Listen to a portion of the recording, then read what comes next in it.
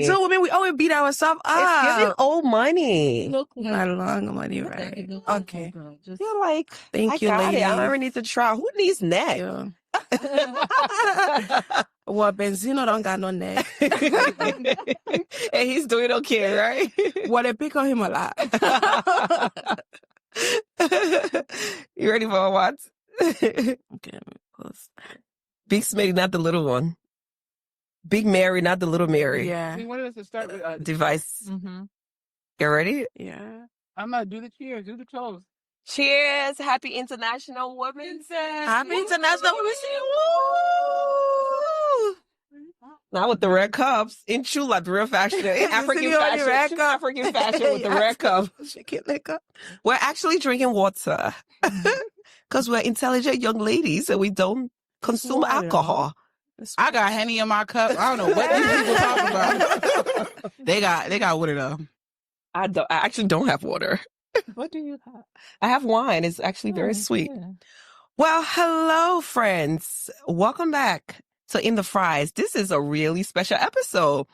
This is the one we're going to close out our Women History Month with. Mm-hmm. And I haven't even started yet. I'm already feeling a little like I'm going to cry. I know. That's why I got the napkins over there. We have a bunch of amazing ladies here. We're going to do a round table. We're going to talk about what it means to be a woman. Look at the way Smitty's looking at me.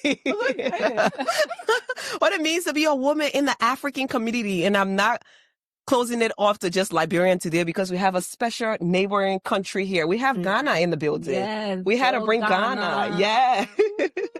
So what it means to be an African woman, right? There's 6 of us here.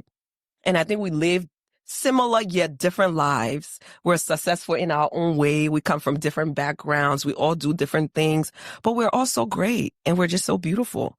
So I'm really excited to jump into this episode. As we go around, I will have everyone introduce themselves and then just explain what does success mean to them. So I'll start on the end of that cheer. Let's do it. Hi guys, I'm Small Mom, and being a successful woman means a lot because you have young girls who's coming up that can just look up to you. Hi, I'm Smitty.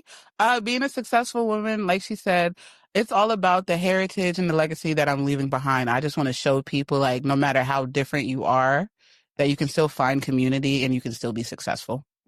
I love that. Hi. My name is Mary Love, and to me, honestly, what success means is just chasing purpose. Whichever form that may look like, once you're able to live a life that you feel like you have impacted somebody in some way that God has called you to, I feel like you are a successful person. I love that. And I don't need to introduce myself, but what success means to me is freedom. Freedom to be whoever I choose to be. Freedom to be a wife if I want to. Freedom to be a mother if I want to. Freedom to not be a mother if I don't want to. Freedom to just be me and be happy without any ties. Like I shouldn't have to have external things attached to me to be successful. That's what success means to me. That's so good. I feel like that's my mic. I feel like everyone's definition is so good, but so I'm thinking, when I think of success, I think happiness, having that inner peace and joy, For some people, having $1 million in their bank accounts make them happy, but for some people, $50,000 makes them happy. So I think we can all define success, but happiness, I think it's the key, knowing your purpose and, working towards that purpose that God has called you to. I love that. I'm Mercy. I think everybody said what I would say. So the key words, footprint and purpose. I do think that leaving something behind for people to follow, as well as leaving a mark on the world, is important. And then purpose is something that I feel like everybody should find and bask in. Oh, yeah. Yes. So since we're talking about it's Women History Month and this episode is all about women, right? And we're defining success. And as women, when we talk about these things, we have to go back to our roots, our mothers. So what do you think, how are we redefining what success used to be to the older generation, the older African women? Because for me, when I think about it is, or even when I used to talk to my mother or my aunties back then, success would be, okay, you get married, you find a husband, you get married, you have children, you have a good husband, you're successful. Mm-hmm. If you're single, you can have all the education, you can have all the degree. If you don't have a husband, you don't have children, you're not successful. What are you doing? So how are we redefining that? And how do you think that stereotype or that idealization that our parents had has influenced us? And while we work towards success, how did that influence us? If the question makes sense. Do you guys want us to start here or here? You can start. We can start from this side. I believe everybody on the panel has kids. Everybody Childless. Okay. So I said that to say, really, when as growing up with our parents and things like that, everybody might have had kids differently in different situations. Mm-hmm. I think that to some people that can hinder success or not, what is defined as successful. But I think all of us here are successful, even though we may have had a different path in comparison to our mothers and stuff like that. Yeah. So that's what I'll start the point off. Yeah. So like you were saying, Emma, I feel like for a long time, the generations before us looked at success, especially for women, when you get married and you have kids, then there's a certain level of respect they give you. And then your sister or your cousin who may have other things, but doesn't have a husband and a kid is sort of looked down on. But I think our generation is changing that, right? I think we are the group that, you know, a lot of women are focusing on their careers. A lot of women are getting their degrees. They're working hard. And I know a few women who are not married and don't feel bad about it. They don't feel sorry. They don't apologize for it. And they don't make anyone make them feel smaller, just because they don't have a husband and kids. Yeah. So I think our generation, we are definitely changing the status quo. Yes. Yeah. I love that. And the reason I asked this was, I don't know if a lot of you know, I got married early and I got divorced early. No. Yes, earlier in my life. Because growing up, everyone told me that you have to get married and you have to have children, right? And when you marry, you reach the pinnacle of it all. You don't have anything to strive after now. You're like, you find a husband. You made it in life as a Liberian woman, as an African woman. And because I grew up in the house where my mother never got married, she had 3 children with 3 different men. And that was not a choice that she made. The first man that she was with, she was young. She met him, she got pregnant, she had a kid, and then he passed away.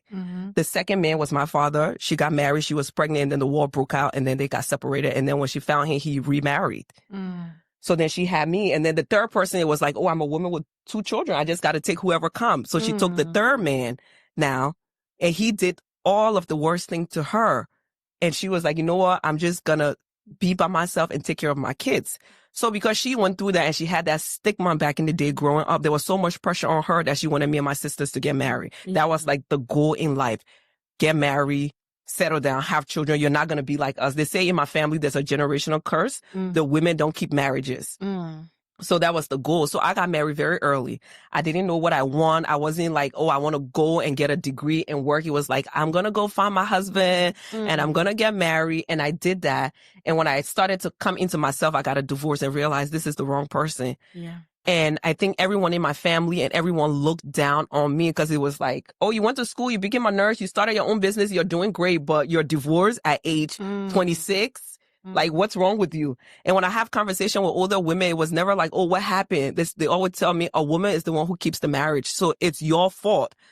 You should have did everything to make that marriage work. When you turn 26, though, or 25, your frontal lobe develops.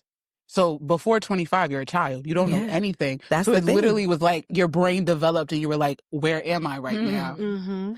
So I say all that to say that it had a lot of impact on my upbringing, right? So now as a woman in my mid 36, success is so different to me because I'm like, I want to have something for myself. And I don't have a daughter, but when I have a daughter, I want to teach her, like, go to school, find out if you want to be a doctor, if you want to be a nurse, you want to be a lawyer, do all the things, be a designer. You don't have to have a husband. A husband is just part of it. You know, it's an add-on.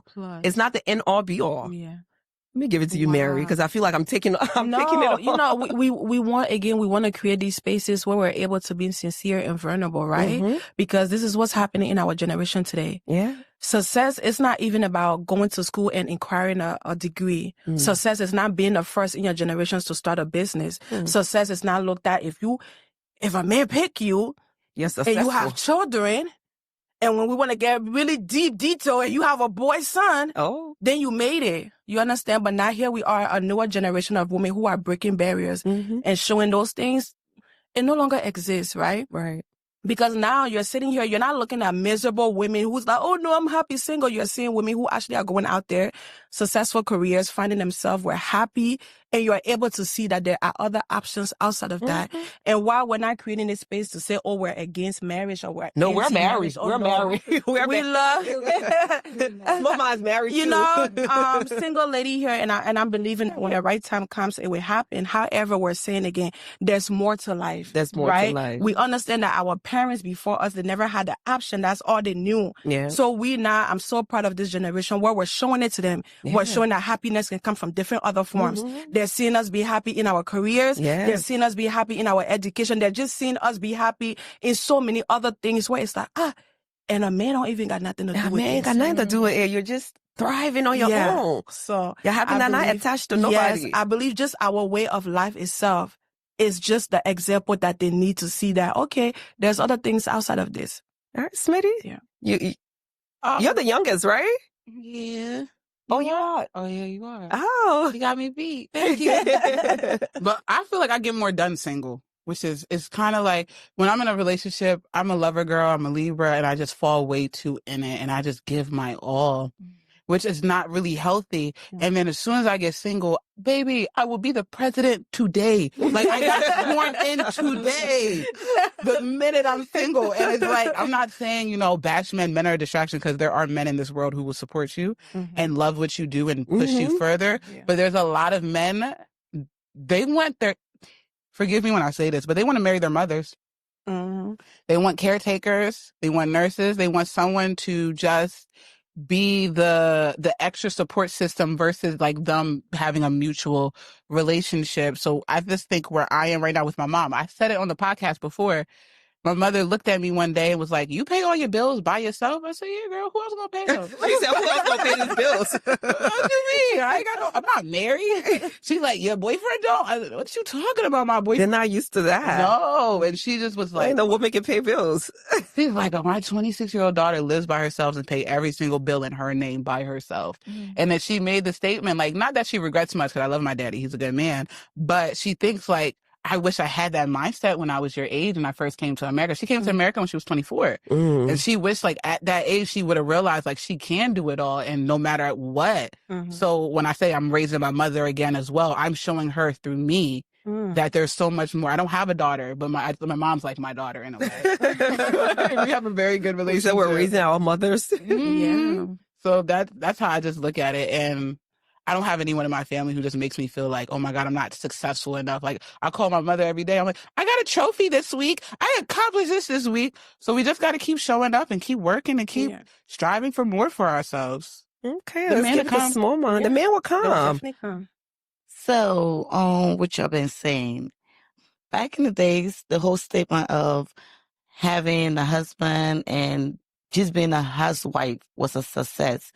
I think we changed that now these days because as our generation comes, we understand that most of the time our parents that back in the days, they weren't happy. Yeah. They were just in it because they didn't have that financial breakthrough. Yeah, they needed that support system. Most of them was in marriage just because they was getting that financial stability. Somebody was paying for the house rent and somebody was doing everything for them. They had somebody to rely on. But now, like with this generation, we feel though like we are the relationship. Yeah, we're picking for love. We've been the relationship. The whole time we've been there, that people say, oh, why did you divorce? Women keep the relationship, right? So now, with that part, we also have education. And you have to understand now to keep a marriage, once you guys are having financial problem, the marriage is unstable. So if you're a woman, you just want to stay in the house and be a housewife, and then what? At the end of the day, what are you bringing to the table? Because this guy going to look at somebody else and be like, well, she do the same thing you do, and she still have a career and she still have a job. So at the end of the day, this generation, we're putting ourselves first before marriage, because if the guy work out, then you what? A single, uneducated woman with these kids, what are you going to do? So now, the first thing first, you get your education. I always tell myself, you go, you come, I'm still going to be me. Yeah. And I tell everybody, if my husband leaves tomorrow, that mortgage is still going to get paid. You gain more respect by that. Your husband look at you and be like, listen, what's the point of me leaving? She got her. Right. I always tell my husband, I'm good. I'm better with you, but I'm good without you. And I tell I choose you for love. I didn't choose you for stability. I ain't choose you because I feel that you're going to pay my bill next month, or you giving me money to do my... Listen, I could do my soft girl life with or without you. Soft girl life. So I just feel that that's the generation we find ourselves in. It's not about, even if you're single and you're doing your thing, you are good. Yes. A man doesn't make you anything these days. Most of the time, these men, they anyway come to you and you forget yourself. Yeah. And you forget your purpose of what you striving for, or whatever the case is. You just be so focused on being a loyal girlfriend. Like Smitty said, she could be president without a man. And just, no, honestly, like when you have a man, sometimes it's so... The distractions just be everywhere.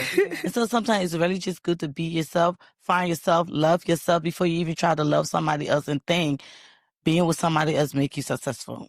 I love that you said that. And I just want to clear things up before, if somebody just tuning in and think like we're a hater. We don't hate men. We love men. I'm married. You're married. She's married. We're married. We're saying that you can have successful relationship and be happy and be in love. Yeah. But we're not basing success on the fact that we're married. When I step out there, I don't introduce myself first as a wife. Like, hi, I'm Emmeline. I'm a wife. Right. No, that's not right. Like, I'm a wife. Like, I'm a wife. No, that's not what I'm doing. So we don't hate men. We love men.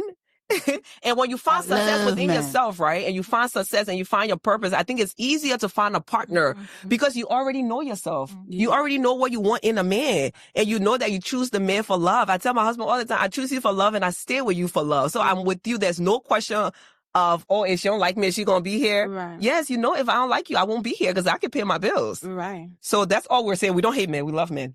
We love them. I love my husband. Chocolate men too, just to put yourself first. Chocolate men. When you put somebody said chocolate men. Chocolate men. All about that. Yeah. But I wanted to add to that because we're not here bashing marriage. I think marriage is a beautiful thing. And I say it, I'm not trying to preach here, sis. No, but preach. I say it to the glory of God that my marriage has been a blessing to me. Like my husband lifts me up. He encourages me. And we need more of that. I've built something with him and I'm building for myself. Together I'm building for myself and he supports me in this. So if you're single out there and you're watching us, we're not saying, like Emma said, I think Mary said it too, we're not saying don't get married or get married. Don't think about it or don't plan for or don't plan we for married. it. Don't let us fool you. We're just saying that, your success shouldn't be defined by marriage. On top of that, if you're a Christian, marriage is ordained by God. God didn't put Adam alone. It's not good for man to be alone. So it's not good for a woman to be alone. It's okay to want to get married. There's no shame in that. But don't make it your end all be all. Yes. Yes. That's all we're saying. Because I can already see somebody coming for us. No, we're not single. We're not angry Black women. No, we are very happy Black women. We're saying being married is not your goals. Like being married is part of your living. Yes. It's not like, I'm married. You could be married and don't have nothing to do. Then what? Yeah. You just what? I'm married. That's all you're going to go out in public and be like, I feel so good when I go out and be like, I'm a nurse. And, then they'll be like, are you? Yeah, I'm married. Yeah. She's like, that's the extra. Yeah, I'm married. That's a little side piece, but that's not the main That's not the main meal. That's the little side piece. Yeah. So, yes, we don't hate men.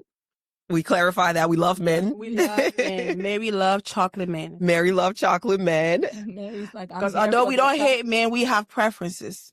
I like me a rough around the neck chocolate man. Oh boy. I like them yellow with freckles. She like them rough. Mary's like, I like it dark If you cocoa. 5'6", I like them been through it.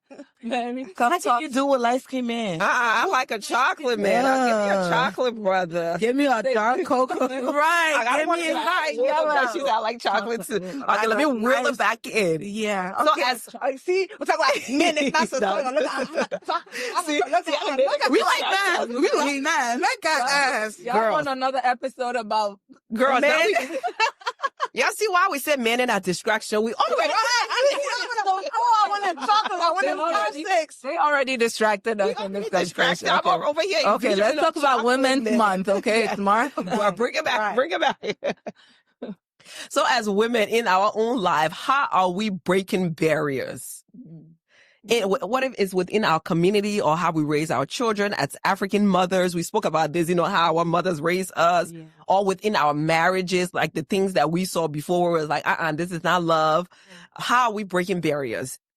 It can be within love. It can be within motherhood. It can be within sisterhood, friendship, all around. I think, I'm going to speak for myself. In my marriage, I think I'm breaking barriers by, we're not having no gender role. If the dish is dirty, you can watch it. It's no because I'm the wife or I'm the woman. No. And my husband is very good at that. So we both clean. Because guess what? We both get dressed and go to work. Right. So I'm really breaking that whole Gender roles. The kitchen belongs to me. No, the kitchen belongs to us. The finance, everything, you're not the only one putting in the cash because I'm putting in heavy too. So at the end of the day, Yeah. we're going to cook together. If I'm tired, you give the kids shower, you get the kids ready, you take the kids to school. Vice versa, you know what I'm saying? At the end of the day, if you're tired, I'm going to step in. It's no, women do this, you the women, no. And I feel I'm very, very comfortable with that. You could make me some breakfast and I could make you breakfast. It depends who wake up early. And what make you think I'm the women, I was sleeping and you been up, it's almost 10 o'clock watching soccer. That means I should get up and make you breakfast? No. That, we have to break that.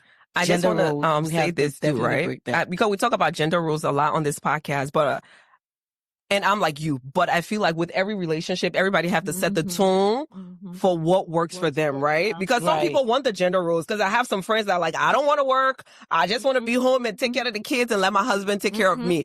So I think that's another stereotype we need to break within every relationship. One relationship are not one size fit all. Everybody have to do it the way that it works for them. And I wish African men will understand that because they to love. The thing is, sometimes you have to set your standard. The way you go into the relationship is the way you end the way the relationship gonna continue. That's true. Don't go into a relationship unless that's what you want. Like he's the king and you the husker. But if that's what she wants. But if you go in there, I like that. yeah. If you, if she like it, I was gonna say. No, but that's cool. But you know what? That's happiness is defined differently by everyone. Like Emma said, some women want to sit at home and get treated like a queen. And wait, though, there's nothing wrong with that. Nothing wrong with that. There are women who don't wash the pots. And there's nothing wrong with that. There's someone being paid to wash the pots, and they still don't work. And there's nothing, and that's why I want to say in the African community, we just need to break all the barriers. Because when I used to tell people I get a cleaner to come clean my house, it's usually the African man that side me like, you can't clean your own house.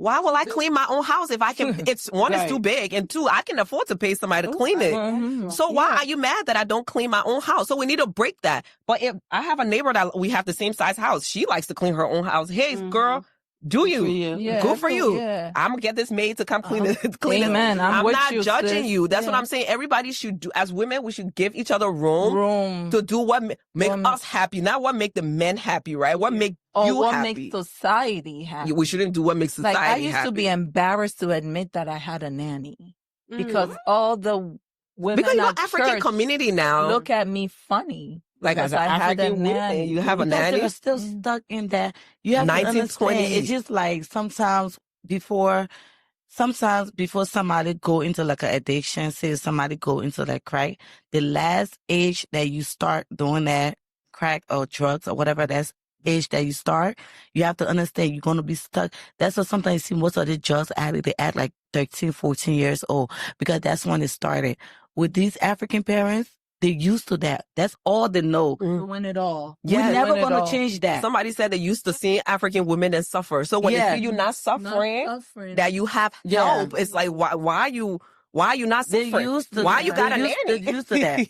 Even like they want you cook, they want you do everything. And one thing I can say, I would do it if I please. Put the food on the table, doing other. I'm gonna do it if I, sometime a game my little. You don't want to do it. Bag and right. Yeah, because when I said I don't cook on this podcast, everybody like, what? You don't know how to cook? No, I know how to cook. I just choose not to cook. I like cooking. I like enjoy it, and I don't choose to. Yeah, I like to do the housewife thing. I like to make the bed up as soon as you hop out of it. She loves that. I like to fill his cheeks up. I used to say to my ex, when your cheeks look like chipmunks, it brings me so much joy. Honestly, God, I'm a daddy's girl. So I grew up under my father, for a very long time. So I always was taking care of him and he always was taking care of me. So it's like when I get with my man, it's not that, your man's not your father, but that same house training that I had, not saying we all have house training, but I knew I made my father happy by helping him in those ways. So I know I have that talent in a way to help my man and make him feel good.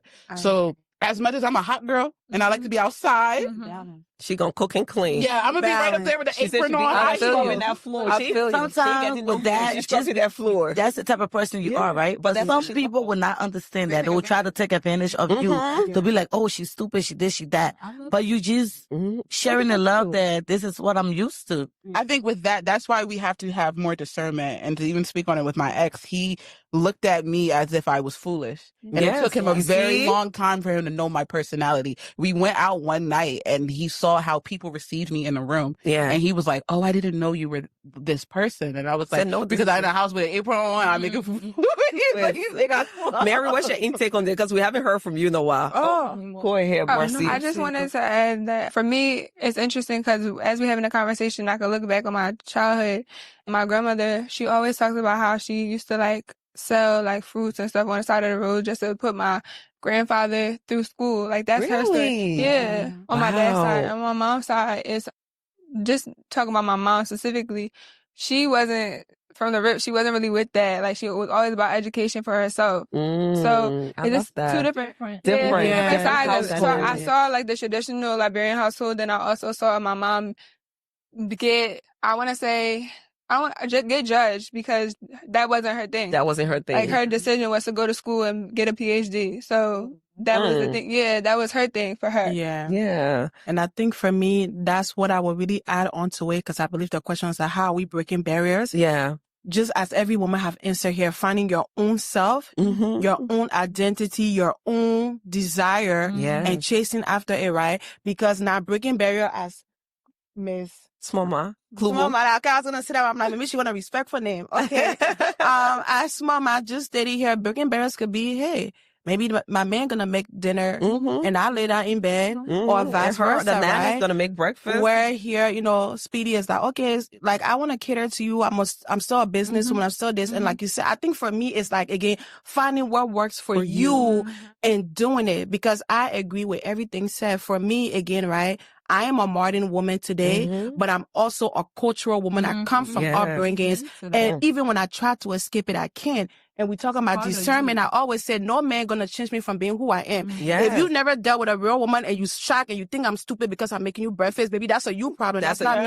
Right? So even when you go and you're undeserving of that position, guess what? Somebody still make breakfast for my next man. Hello? Because it's not about you. You're not telling me who I am. I knew who I was before you came. Yes. And after you, I'm still maintain this identity. So it's just about finding yourself and just I love that being you said you. that. Because I think, yes, go ahead. Go ahead. I want to keep it real, right? This morning, my husband said he wasn't feeling well.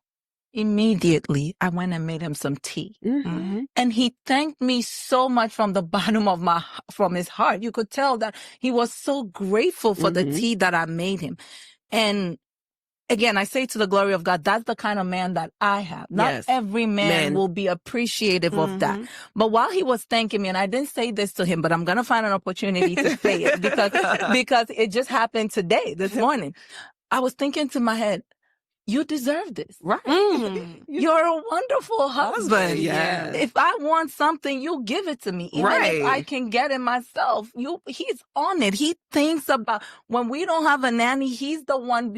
Emily knows it. He's the one looking. He imported her a nanny from Mexico. Wow. Yeah. Because he was knows like, honey, I'm I'm going go back get to you a school, nanny. and I was doing it myself, working from home, taking care of kids, everything. He was like, we're getting you a nanny this week. The same week I started school, the nanny landed. He bought her ticket, everything.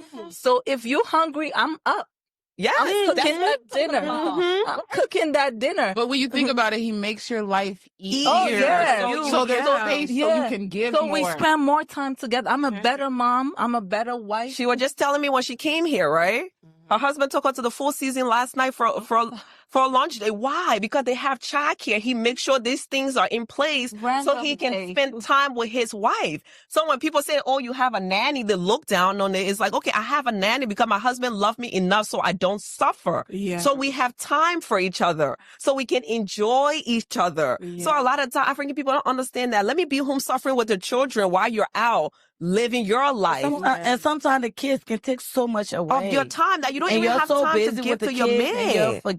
You'll forget that it was yours before anything else. Yeah. So when you see the women out here stressed, the women say they don't want to cook and clean. We're not talking about, that type of husband. We're not talking about the husband that is holding it down and making sure you're good. Because there's no reason your husband will say, I want tea, and you still laying down. You need to get up, girl. If I need to come and drag you to get up, I'm like, honey, go make the tea. Yes. So we say that to say that as women, we need companions that can help us. Yes, there's not everybody that can afford a maid. But when you know your wife is tired, make a little bit of an effort. Make an effort. That's it. That's what Small Mama is saying. That's what she's saying. I came back. Why can't you make this? Why can't you do those things? I think we need to change the trauma in our community specifically, but also just in all communities, because that balance of what a man's supposed to do and what a woman's supposed to do, I think we have feminine sides and we have a masculine side. And I think that you can find the balance because everybody has that in them. So if you can find the balance of when I need to step up and do more of this and when I need to step up and do more of that, then that will help the relationships operate better and not make it like a bashing men or bashing women kind of thing. Yeah. All right, let's get away from the men because I'm talking about these men. They are really taking over this conversation. Yeah, the men, they're just distracting us. Let's leave these men alone. I'm supposed to be crying. Let's talk about another distraction. Let's talk about children. Y'all see me? If y'all been peeping that I've been doing this, I got mines in a bag. Let's talk about motherhood, right? Because we can't talk about being a woman and not talk about motherhood. Because being a mom changes you so much. And I had a friend when I had a baby, she came over and I was doing something and she kept making smart comments. And I told her, you will never understand until you have children. And then she took it personal. She got into a big argument with me. She took it personal. And then later on down the line when she had kids, she called me and apologized. She was like, you know what? You were right because I didn't get it. Yeah. And I'm like, you know what it is when you just had a baby, you guys have kids and you pumping and then you breastfeeding, then you washing bottles, then you doing this, you're stressed, you're sleep deprived. And then for someone to come and be like, oh, you ain't cooking, your house look like this. So not have that. So certain things in life you have to go through to understand. And I feel like being a mother is one of those things, right? Yeah.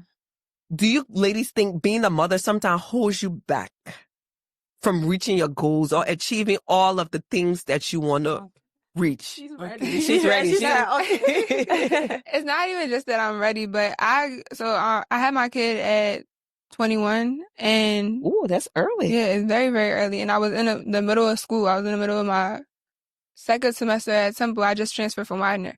So that was a pivotal point for me. But it made me more creative, which is why we starting to see me push my art more. Yeah. So I also feel like I was looking for another way to, if this relationship doesn't last, how can I cultivate my own finances? I'm so glad you said that because I think even though we're talking about that, I feel like when you become a mother, you get more motivated because you have something else that you need to push. You need to push for. I'll speak a little bit more so on that side. Yes. I think it's one of those things that have its pros and its cons. Of course, like we were even talking earlier before we started, you don't have the leverage of doing whatever you want to do. Yeah. We already know that. Most times I say I dread being booked for events as much as I love the money and But it's like when I'm booked for an event, let's say a single woman, right, or a single bachelor man, when they're booked for an event, I can only imagine, only assume me. You get yourself ready, you get up go and through go. your process, whatever that may look like, and you go. When I'm booked for an event, I have to make sure food is in the house. You understand? So even let's say if I already cooked, I have to make sure new food is in the house. So when I come back, I don't have to be cooking while I'm already there. I have to do laundry, make sure that clothes, my boys' clothes are washed probably a week or 2 weeks in advance. I have to do deep cleaning. I have to set up the babies. Okay, are you going to be available this weekend? No, I won't come back. And so by the time I'm done doing all of these things, I'm so drained to the point that when I do get to whatever it is that I'm booked for, I'm not even in a capacity to enjoy the moment. And then I'm there making calls. Are they good? What, the food finished? All right, I'm about to order pizza. It's so, you understand what I'm saying? Pizza. And that's the reality of it that people don't understand, right? And I want to say this too. The reason why you would not hear a lot of mothers or women talk about these things, because again, we don't have the platform to be able to speak, or the safe space. Yes. Because you know what? People are quick to say, who asked you? Who told you to go born a baby? And it shouldn't be like that, right? It shouldn't be like that. But again, like the pros of it, like we said, you have something that inspires you. Yeah. You have something that motivates you, that lets you know, hey, you're not only doing life for yourself. Yeah. So then your standards, your expectations, your requirements out of life and people, it can't be what it used to be like when it was just you. Yes. Yeah. I'm so glad you said that, because we really connected on that. When you said that earlier in the fitting room, I almost cried, because I was like, somebody get it. Yeah. Even when I have to go away for a trip, the amount of things I have to do before I leave for the trip. By the time I'm at the airport, I'm just like, I'm just, sometimes I don't even sleep the night before. I'm just like, I'm going to sleep on the plane. Yeah. Because I have to make sure there's food prepared. I got, like you said, laundry is done. Sometimes the babysitter, 10:30 last night, I text Smitty. I was about to cry. I was like, the babysitter canceled. Yeah. And there was multiple babysitters that canceled. Yes. And so a like, lot of the ladies here, they make it because the babysitter canceled. So sometimes it's so, it motivates you, like you said, because you have to do more now. Because I'm always like, okay, I want better for my children. I grew up in the projects. I didn't have nothing. Everything I do is so my children can have better. But at the same time, I'm like, damn, if I had these kids, I could be doing so much. I wanted to add to that too, because I feel like childless. I feel like you guys are pushing on a point that I have seen recently, where they talk about how motherhood is about this beautiful experience, and it's this and it's that, and they don't tell you that, like, you know, your body literally changes, like your mindset literally We're talking about the titties. They're just, they're gone. Yeah. And like one thing they talk about, the village. A child is raised by a village. Not a lot of people have that village. And it's very, like, I'm just saying, it's heartbreaking, and it hurts me sometimes when I hear women speak, and it's like everything is so dependent on you guys. And I'm commending y'all at the same time. Like, it's not like heartbreaking. Oh my God, I can't never do this. Like, I want 10 kids. I want 10 kids. Even with the village, I'm sorry to not even, because this is another thing too, we really have to realize, right? Again, because we're all African women, we're going to give it raw and uncut. If you come from the household I've come from, you could be there surrounded by your parents and family, and they'll still say that your child. That your child. You born that child. You understand what I'm saying? So even with the village, there's still an obligation that is set upon the mother. Even in a household where married women, there are so many single married women out here. Even with a supportive husband, or even with a partner, with your parents, it is still your obligation. Even that mental burning, right? Burning. So, even you have your nanny there, you have people, that mental, you're still thinking like, are they okay? Did you remember to feed the baby? Last time I came home from a trip from Miami, I came in the middle of the night, went in the baby room because I had a nanny staying over. She left the window open, and it's winter in the baby room, and it's freezing. Then I'm like, oh my God, how many nights has he been sleeping in this room with the window open? Then I got to put socks on. That mental, even when you have that village, mentally, you're just not the same up there. I was going to say, basically, they propaganda like there is a village. And a quote that this lady said was basically like, there is no village sometimes. Like, no matter as much as it's in front of you, there's really no village. It's really just up to you at the end of the day. And I feel like people make it seem as if motherhood is just this, not glitz and glam, because obviously we understand it's not glitz and glam, but they don't talk about the actual trivial hardships of it, that, like you said, that mental energy that you have to give out. Even if that child is in someone else's arms, you still got to order pizza. Mike. Yeah. Even when you have help, I'm telling you, you're still managing that help, still making sure. I mean, I know I don't leave 100% to my helpers. Like I'm on top of everything. What are the kids eating? This, and that. So your mental, my mind is always going. What's next? The groceries, the this, the that, all the activities they go to, soccer, basketball, whatever. It's your mind is always going. Yeah. But I think about 3 people said this. It doesn't get talked about enough. Yeah. And I feel like if it did, then we'll build that sisterhood, right? Where we can lean on each other. On social media, especially the influencers, right? They make it look glamorous, right? Like they're making videos, taking pictures, and their house looks spotless. But on the other side of the camera is the mess. And I get it. Not everybody is comfortable showing the mess. But it will really be nice if some of if somebody, because you feel seen. Every time I see another mother struggling, it's not that I'm happy that they're struggling, but it gives me a certain level of peace. Like when you said that today, I was like, I'm not alone. It's a shame. And having other we got to take that shame out. There was one night, Emily, I don't know if I've told you this, you called me and you said, I'm just coming from Walmart because I just found out tomorrow is the last day of school for Ethan. Do you remember that night? Yes, and I had to rush and go get it. I had just found out 10 minutes before that it was the last day of school for my son the next morning. Our kids go to different schools. And I was feeling so guilty. I was sitting there like, what kind of mother am I? I don't even know that tomorrow is the last day of school. And she called me 10 minutes later to say, I just found out. And it just gave me a sense of relief. It was like, I'm not, it's not me. It's not just me. And you know, my neighbor was the one who told me. She was like, oh my God, I forgot. Today's the last day of school. I'm scrambling. Every mom is going through the same thing. So imagine if she hadn't talked about it and called me like, oh yeah, I got all his teachers' gifts ready last week. Because she's trying to look like the perfect mother. I would have felt worse. Yeah. You know what I mean? So we got to give each other grace. We need to be more honest about motherhood and all our struggles instead of just showing the pretty parts of motherhood. Because there are some pretty parts. It is very, very beautiful. One takeaway, but I think shame is the reason why, right? I had a conversation with a young lady who's actually a cousin to a close friend of mine, right? And I believe in that space, she was having a conversation with me that she was never even had with her cousin, who and her are very closer. But I understood where she was coming from, right? You talk about some of us who are friends with women who may not have children right now. It's let's get deep. For me, I always like to get deep, right? I like to get deep. So you're looking at it from different dynamics. Yes. You're friends with the bachelors or the bachelorettes. I believe that's how they call the women. Even when it comes to girls' trip, you're not even considered, right? No, they don't even give you the option. You don't even give me the option to say no if that's what I'm gonna say, right? And it's like, oh, you got children, you got a child. Oh my God, like, you don't even know if that trip would have helped me mentally. Right. You don't know if I needed that getaway. You were left out. And yes, maybe so many times I had to cancel again, but when we're talking about the reality of it, I'm trying to survive not only for me, for these kids, for other people attached to me. We're waking up in society today with so much pressure. Not only are you thinking about how you could be the best woman for yourself, you got to think about their future. And then when you have men in your life, you got to think about the men. You got to think about all of these responsibilities, and it's up to you to be able to put it together. But again, I believe it's the shame that is silencing a lot of women, because every time I've tried to open up to somebody, I can feel that judgment, because it's like, who told you myself? Who told you to go have a child at the age of 21? You understand what I'm saying? Who told you to put yourself in this predicament? But it's like, regardless of whatever path we all choose to take in life, it should never be the reason that somebody's thing that they're going through should be invalid to you. Yeah. I think we should be more open and say, okay, you are here. How can I help? I think that's what we need to be working towards. You don't have a sitter. You told me, I don't have to come on the podcast. Drop the kids off to me. That's what we need. Somebody that can be like, bring the kids. Let me help you. To speak to what Mary was saying, I remember, so as I said in the first episode, my mom is on Spoon TV.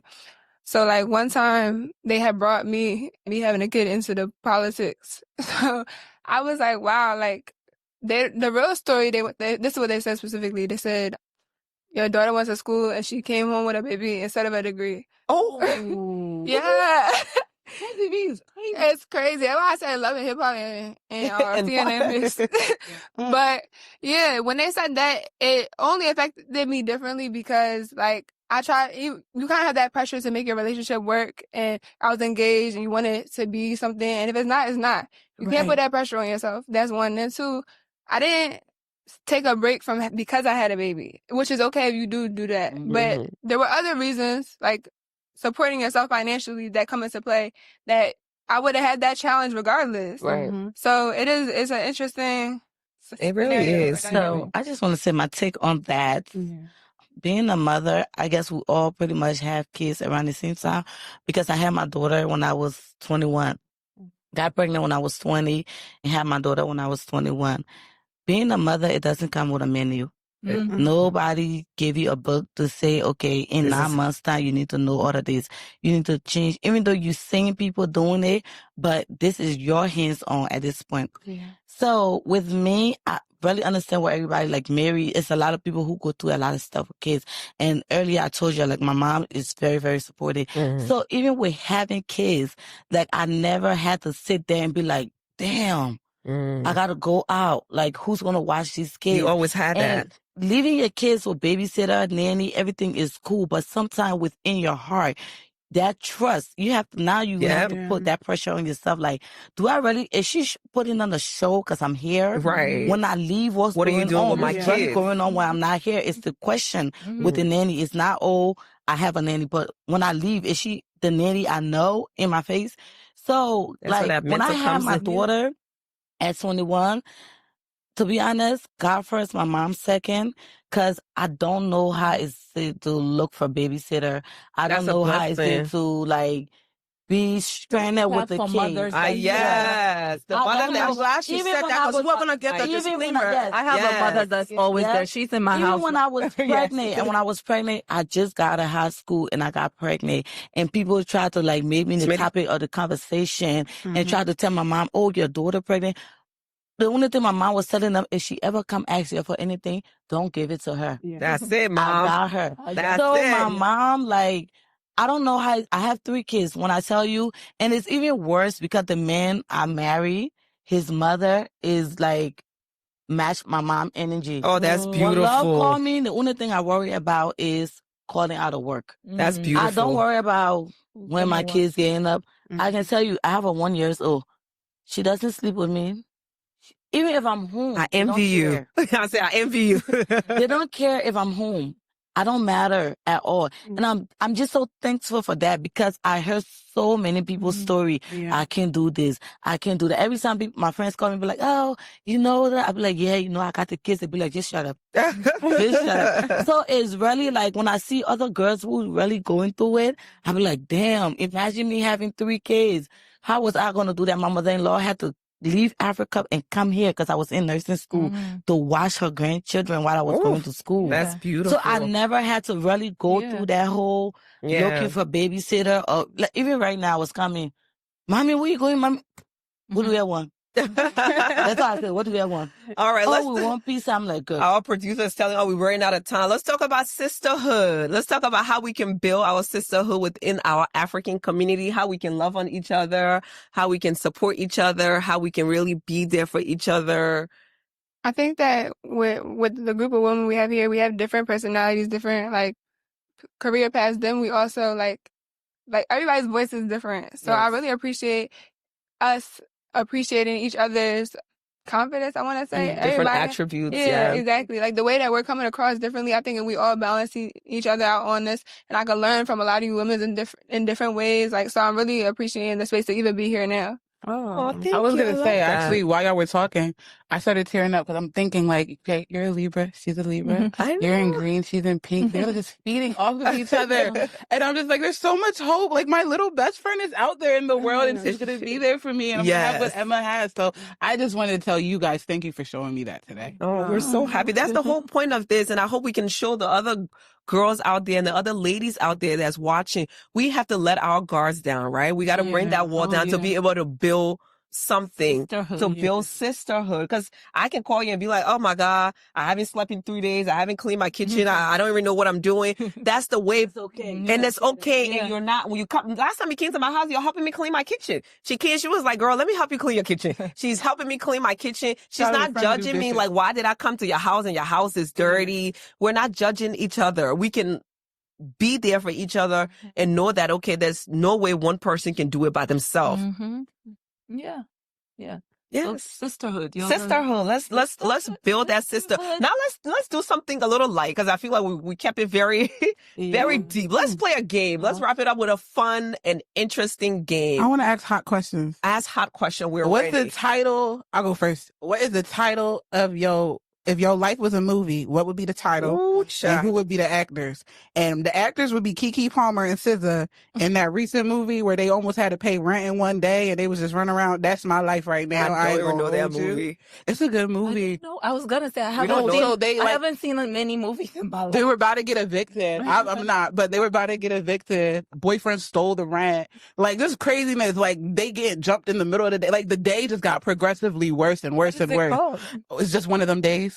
That's what the movie's called. I can tell you every Coco Melody song. Exactly. That's what the mom. I don't know the movie. I will tell you every Coco Melody song, but the movie. We don't know the movie. We don't know what Coco Melody song is the one say, I like my mommy. Something about mommy is the best. I like Okay, so let me do something fun that we all gonna do. Yes. Mommy is the best, and I love her very much. She got Okay, ladies. She got a 4-year-old. Okay, this is what mother. All right, we're gonna make it fun. Let's take it back. If you could go back and tell your younger self to do something wild and crazy, what is the one thing you would tell her to do? Love, I already did everything. That's begging. She done did it all. I don't know what I would tell my younger self to do. I envy you. Because, I know, same. Listen, I partied from the basement to everywhere the party was at. I was there, in the backyard, in the basement, in the living room. Everywhere you had the party, I was in it. So you done it all. I done it all. I wouldn't even tell my younger self. I don't know, nothing. I wouldn't. She don't. I cannot take it back because I have fun and I have best of both worlds. I can say that. Yeah.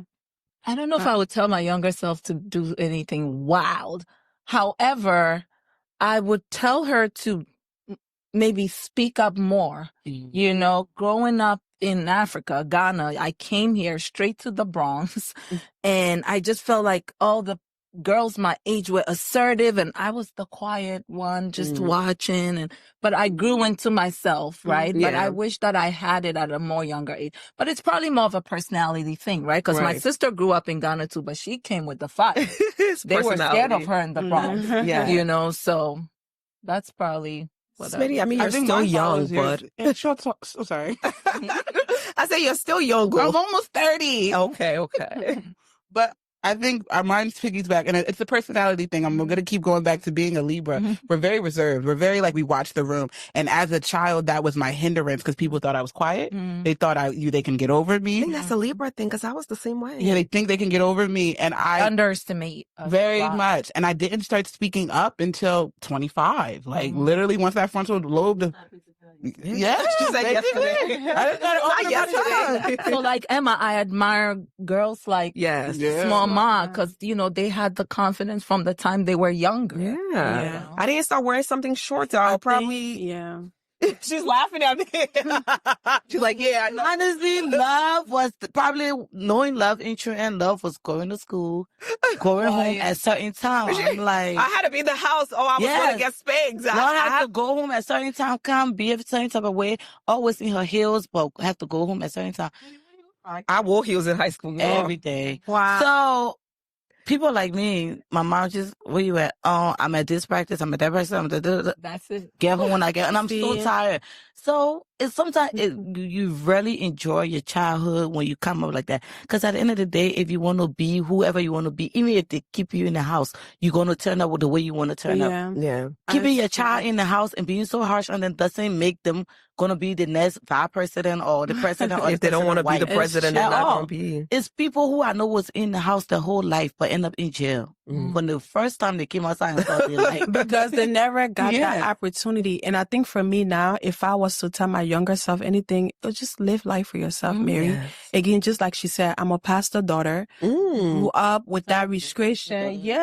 Grew up with that restriction. And then at a young age, that's why people think I'm older than I am. I actually just turned 30. Really? I really thought you was older. But no, because of how I've been brought up, being a pastor daughter, participating in queen contests, winning, coming in a community that has girl. I even Miss Yula 2 times in a row.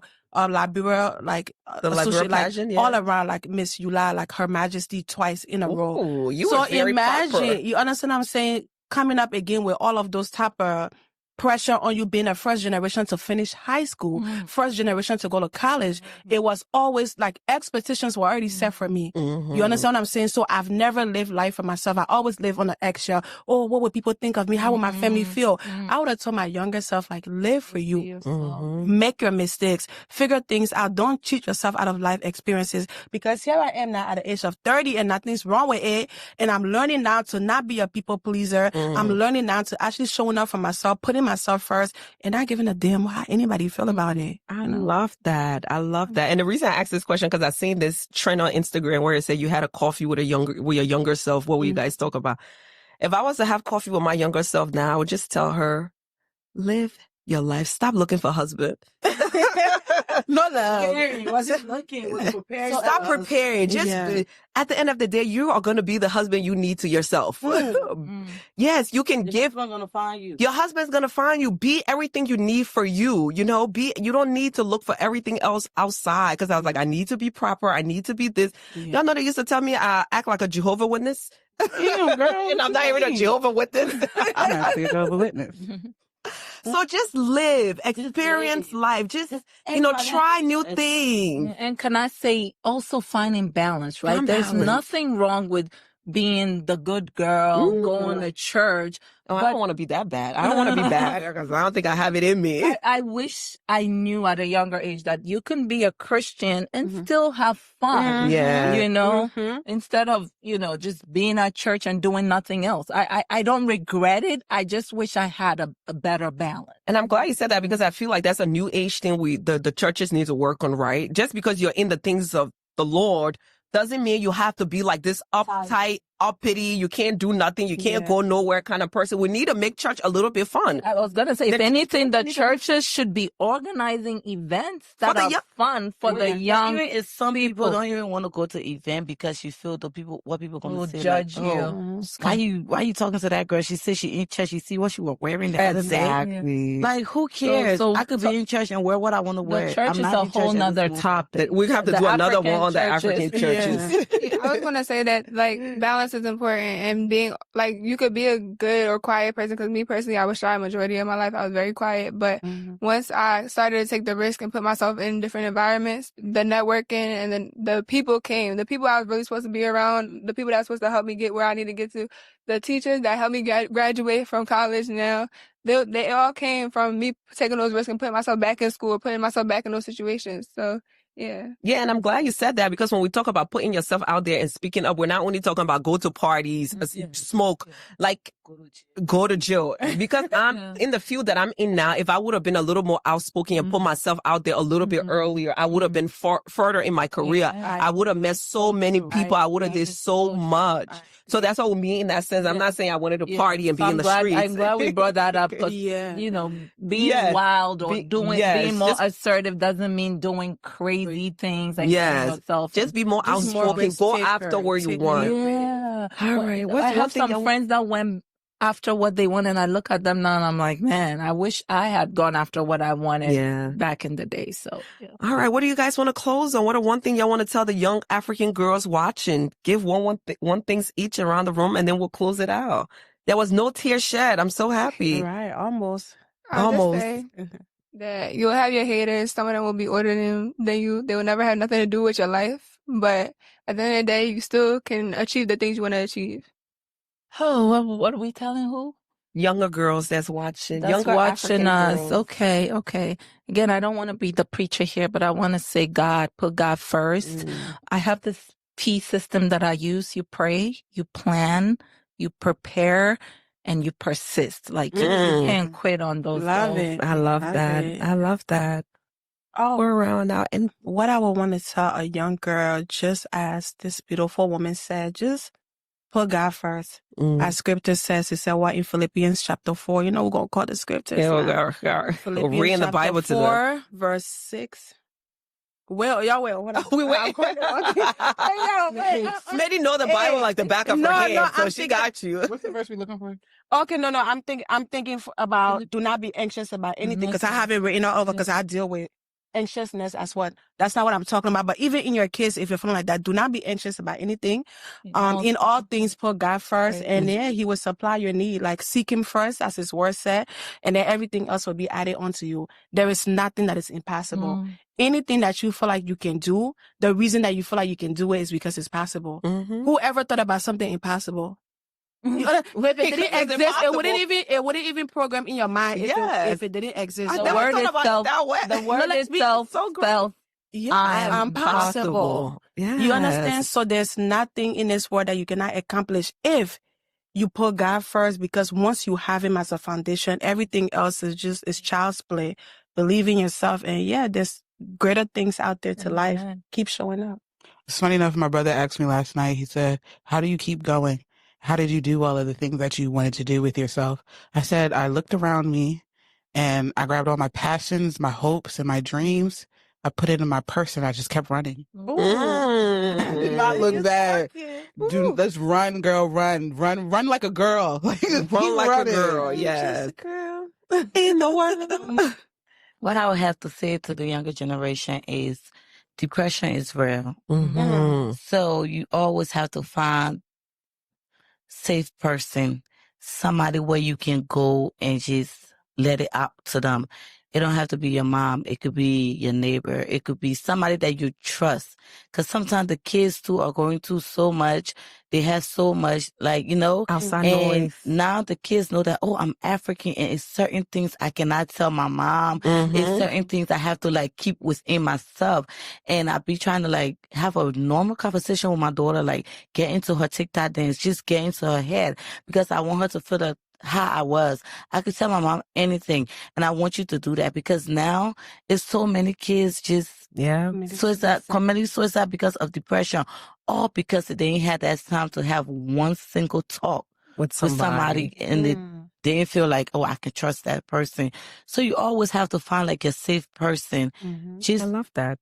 Talk. Depression is so rare, and I be so worried for the kids these days, because it's not on their phone. Sometimes parents have to sneak to go on that kid's phone to find out what they're really going through. And it shouldn't be like that. That's another boundaries that we need to break. Yeah. Opening doors for your kids to come in and express themselves to you freely, and let you know that, listen, mom, I'm going through this and going through that. Without judgment. Even when we was growing up, having our periods was so shy. Telling people, yes, nobody. See, we're going to have to do another roundtable, because we got so much we didn't touch on. Y'all going to come back? I was so glad when my daughter had her. She called me Mom, guess what? I never told anyone when I had my period. If you really not embarrassed to tell me you have a period, you could tell me anything. And then she's I need pads and I need this and I need that. I said, girl, you know everything already. You're ahead of the game. So we really need to, even sometimes when I see little kids, I be like, what's going on? What's up? You gotta talk to them because if you just so focused on being, I'm your mom, I'm your mom. Most people these days are still depressed and still going through trauma because you grew up with a mom instead of having a mom and then have a little friend that you trust. We're going to need that Liberian girl, that African girl magic podcast, because we got so much to cover. I would tell a younger generation, take it easy on yourself. Yeah, we got so much to cover. I can't wait for you ladies to come back. She touched on something, the breaking boundaries, parenting. The way that we parent has to be different. It has to be different. And we'll keep that for our second roundtable, because our producer is kicking us out. He's ready to go. But I'm going to end with this. All the ladies said it so beautifully. To all my young girls watching, believe and love yourself above everybody else. Yeah. And don't be so focused on outside noise. Yeah. Because for my success and what had got me to where I am is not worrying about what anybody say about me. I don't hear anything. I don't worry about your opinion. I don't worry about my parents' opinion. I just do what I feel is best for me. Yeah. So in order to be successful, as I'm saying this because we're African, right? And a lot of the time our parents are outside of voice and aunties, because a lot of our careers are not traditional. We hear so much and they want to shame us. Yeah. If you have something that you believe in and that you love, you got to black out the outside noise and just do you. And we'll drop the mic on that. Yeah. Do you, boo? It is. We need a group. Oh, okay. Yeah, she's not here to get ready for babysitting. You can be I tell her, Mary, next time you come and bring the kids in my house. Yes, You you leave leave them there. to begin with her, baby. Yeah. But you want to come over, let's go. I've heard about you before. Mary, I wanted to hug you when you were talking about people shaming you. Instead of just in that moment, opening up space to hear you out.